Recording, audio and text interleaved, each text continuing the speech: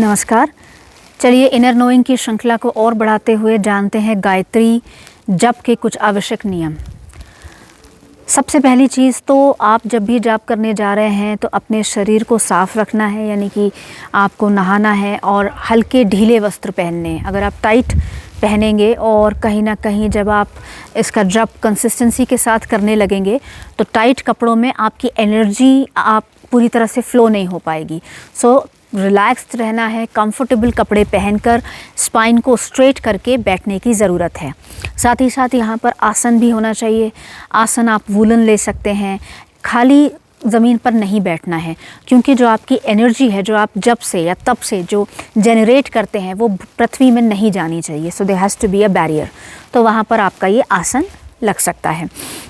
साथ ही साथ अब बात करते हैं माला की। आप तुलसी की माला ले सकते हैं, चंदन की माला ले सकते हैं, या कहीं ना कहीं अगर मैं ये देखूं कि अगर आप माला लेकर जप करते हैं और जो लोग यूज़ टू नहीं होते हैं तो वो कंफ्यूज हो जाते हैं, वो फिर उसको अलाइनमेंट नहीं कर पाते हैं, तो आप कहीं ना कहीं फिंगर्स पे भी काउंट कर सकते हैं, या मानसिक जाप भी समय के हिसाब से कर सकते हैं कि रोज़ 10 मिनट जाप करना है, 15 मिनट जाप करना है, वो परिस्थिति आप कर सकते हैं, आपके हिसाब से है। उसके बाद अगर मैं बात करूं तो मूलतः प्रातःकाल ब्रह्म मुहूर्त में इसका जप आरंभ करना चाहिए और सूर्य अस्त होने के 2 घंटे बाद तक आप इसे कर सकते हैं। Initially it is done dawn and dusk के टाइम पर, लेकिन आप इसे दिन में किसी भी समय कर सकते हैं। मन में चलता रहेगा, आपका मानसिक जाप चलता रहेगा। कॉन्शियसनेस को अलाइन करते हुए करना है, इसलिए नहीं करना है कि मुझे बस करना है या किसी ने बताया है तो मैं कर रहा हूँ, नहीं। You have to align your consciousness and at the same time आपकी चेतना उससे जुड़ी रहेगी और आपका फेथ होगा।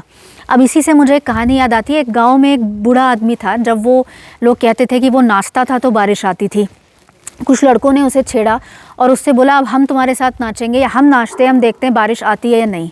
उन्होंने काफ़ी दिनों तक नाचना शुरू किया, बारिश नहीं आई। फिर वो बूढ़े ने नाचना शुरू किया, 2 दिन तक वो नाचा और बारिश आ गई।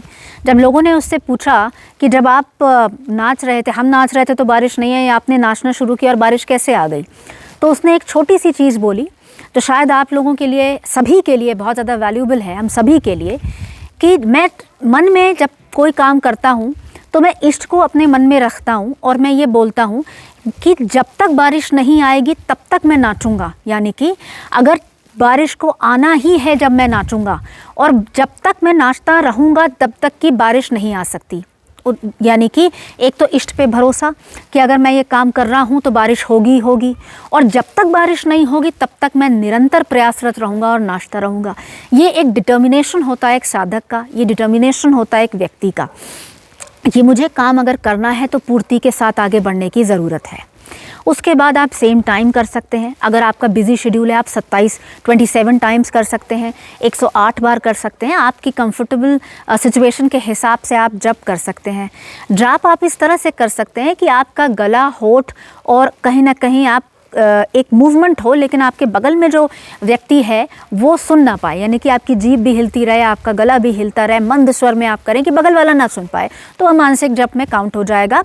और कहीं ना कहीं अगर आप पीरियड्स में हैं, अगर आपकी परिस्थिति पीरियड्स में है तो आपको माला नहीं लेनी है, यानी कि पीरियड्स में माला को आप नहीं लेंगे, उसमें छोड़ेंगे।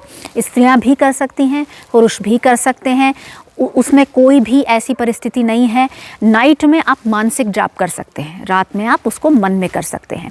आप अपनी पोस्चर भी चेंज कर सकते हैं, और कहीं ना कहीं अगर आपको लगता है कि आप बिज़ी हो गए, एक दिन आपका छूट गया, तो आप एडिशनली एक दिन अगले दिन और बढ़ा सकते हैं। मान लीजिए अगर आप 27 करते हैं डेली और आप एक दिन नहीं कर पाए तो नेक्स्ट टाइम आप 54 कर सकते हो, उसको आप डबल कर सकते हैं। ट्रैवलिंग अगर आप कर रहे हैं तो भी आप उसको मानसिक जाप कर सकते हैं, या अगर कहीं घर में जन्म हुआ है या मृत्यु हुई है, सूतक लगे हुए हैं, तो वहाँ पर आपको माला नहीं यूज़ करनी है, मानसिक जाप आप चला सकते हैं। एक बात ये मानी गई है कि गायत्री कभी भी निष्फल नहीं जाती, इसका कोई साइड इफ़ेक्ट नहीं होता, ये निर्भय और प्रसन्नचित्त व्यक्ति को बनाती है, तो चिंता करने की कोई ज़रूरत नहीं है। लोग ये कहते हैं कि गायत्री का उल्टा असर हो गया, ऐसा बिल्कुल भी नहीं होता। अगर आपकी कॉन्शियसनेस सही है, आपका अपने इष्ट पे भरोसा है, अगर आप शांत मन से अपने भगवान को पूजते हैं, तो कहीं से भी कोई भी नेगेटिविटी आपको अपनी चीज़ों में देखने को नहीं मिलेगी। तो आज के लिए इतना ही। चलिए फिर मैं हाजिर होंगी नेक्स्ट श्रृंखला में, तब तक के लिए नमस्कार।